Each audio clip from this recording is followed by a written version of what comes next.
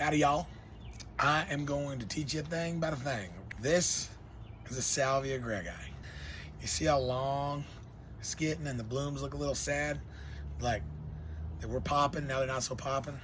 Well, we can fix that, and by doing that, we can make some babies, okay? By propagation. First thing we're gonna do is we're gonna take these old, trusty, fall apart snippers, these guys, and we're gonna come through and we're gonna go cut and trim this down so that when we trim it down, we produce some more stems to explode out and make this tall, skinny guy into a fat, chubby boy. These nodes, these are called nodes. Every one of these is a node. So on here, I'm gonna go right above this node, this one right here. Cut right there, so that's what I'm left with. See that? It's pretty.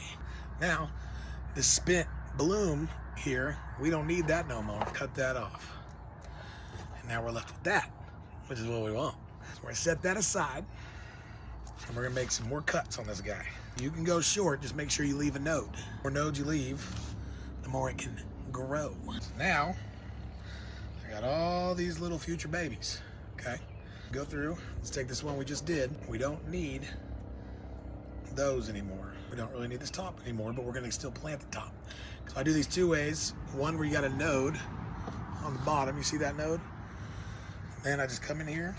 You can take a rooting hormone. I don't have any because I don't, sorry. Another thing I do is I cut these big old leaves out, less leaves. You want it spending its energy on producing roots, not so much leaves. So the less leaves you have, the more energy it can spend on roots.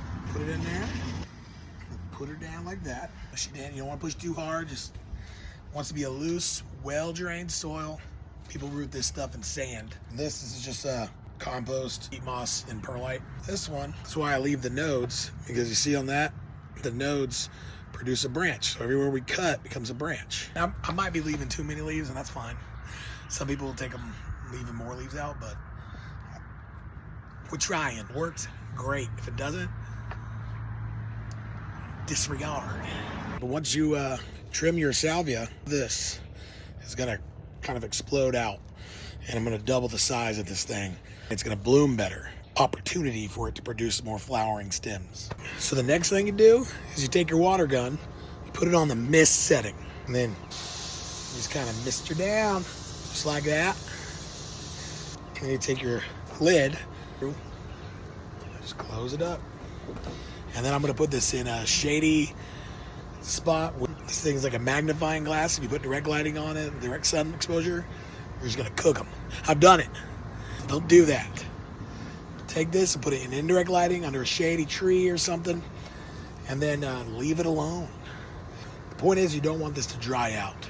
It's gonna take about 6 to 8 weeks. Sometimes sooner, especially if you use a rooting hormone. You'll get some nice little plugs, and then you can take those plugs and put them in these guys and make little big guys. Cool. All right, take care, love you, bye.